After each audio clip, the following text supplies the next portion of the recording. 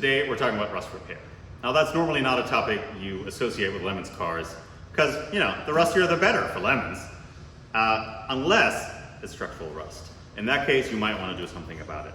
Now this car, the whole reason why we built it into a Lemon's car in the first place was because it had a lot of rust. It was essentially not worth it restoring it because the amount of work in order to fix all of the rust and basically bring it back to a nice restored state just completely did not make any sense. Mechanically though, it was almost in, I wouldn't say perfect condition, it was in great condition except for a few structural rust issues, which we did address at the time. The only real area of concern was in the engine bay, where brake fluid had leaked from the master cylinder assembly all over the inner fender and frame rail.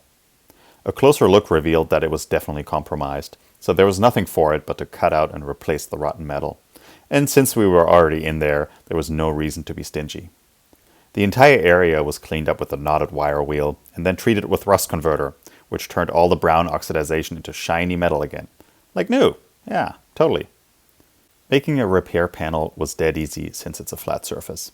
So all we needed to do was take a template on cardboard, or in this case paper, cut it out of metal and drill some holes for the plug welds. But before we welded it up, we wanted to give the places where the panels would be touching some extra protection with some weld-thru primer. And since there are a few different kinds and we wanted to know how they work, we did a little test at the time. One of the things that we have to deal with when putting all the panels back together, welding them back together, is making a lot of spot welds. What are spot welds? They look like this when you make them with a MIG welder. You punch a hole into one of the panels. So at some point you have two panels meeting like that. This is just some scrap, and you have a hole like that, and then with a MIG welder you just sort of close that hole, thereby connecting the two pieces, and here you see some sort of practice welds that I've done. Now the problem is you have bare metal touching each other, and what you want to do is, in order to preserve that metal from any kind of moisture seeping right in between those two panels, making sure that you don't have rust sort of eating its way from the inside, is you want to protect those surfaces. And they've created what's called a weld-thru primer for this.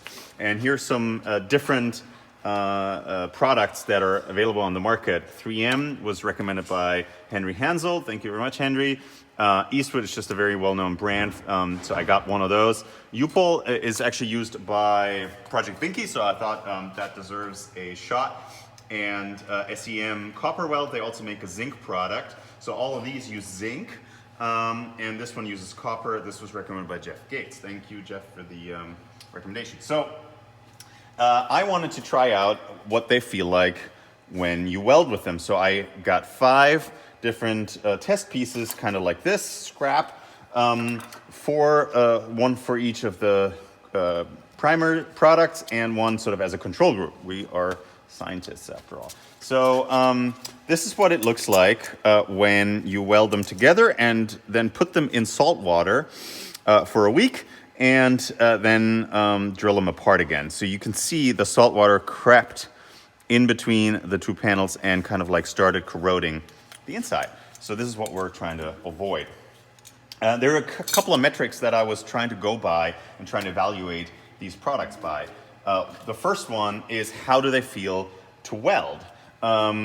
Because they contain either zinc or copper and some other chemicals, they will not feel as good and they will not create as good of a weld as pure metal.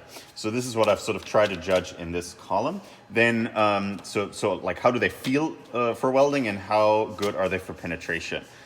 And then the third thing is, how good are they at protecting against rust? And I was trying to sort of like simulate that with the saltwater bath. So how does the 3M product fare? So it was very good for welding.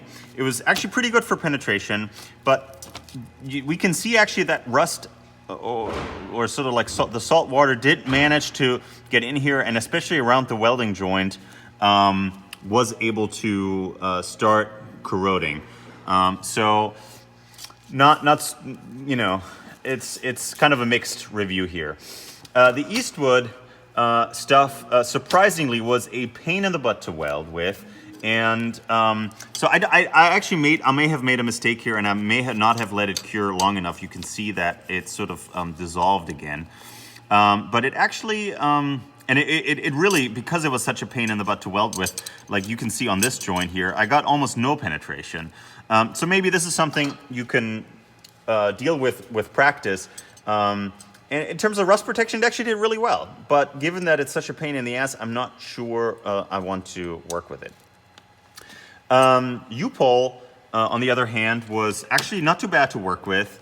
Got decent penetration. I fucked up this joint, and it's, I think, more of a case of practice and also properly cleaning the surfaces before you weld.